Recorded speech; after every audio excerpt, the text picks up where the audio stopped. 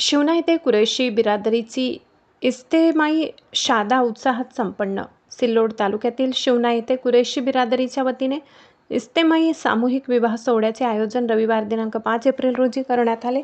मस्जिद हारून मैदान हारून कॉलनी येथे विवाह सोहळा मोठ्या उत्साहात व धार्मिक वातावरणात पार पडला. नमाज ए असर नंतर विवाह सोहळ्यास सुरुवात झाली.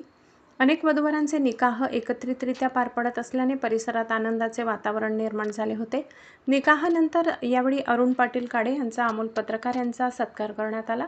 उपस्थितांसाठी भोजनाची व्यवस्था करण्यात आली. आमदार अब्दुल सत्तार यांचा सत्कार व प्रमुख उपस्थिती होती. कार्यक्रमाचे आयोजन सलीम कुरेशी साहेब अमीर ए जमाना शिवना यांच्या मार्गदर्शनाखाली करण्यात आले.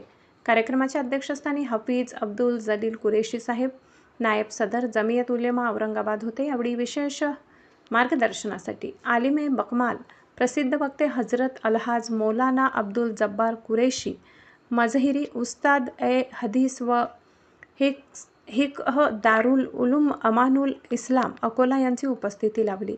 त्यांनी आपल्या प्रभावी भाषणातून विवाहाचे महत्त्व, साधेपणा आणि इस्लाममधील निकाहाची परंपरा याबाबत मार्गदर्शन केले.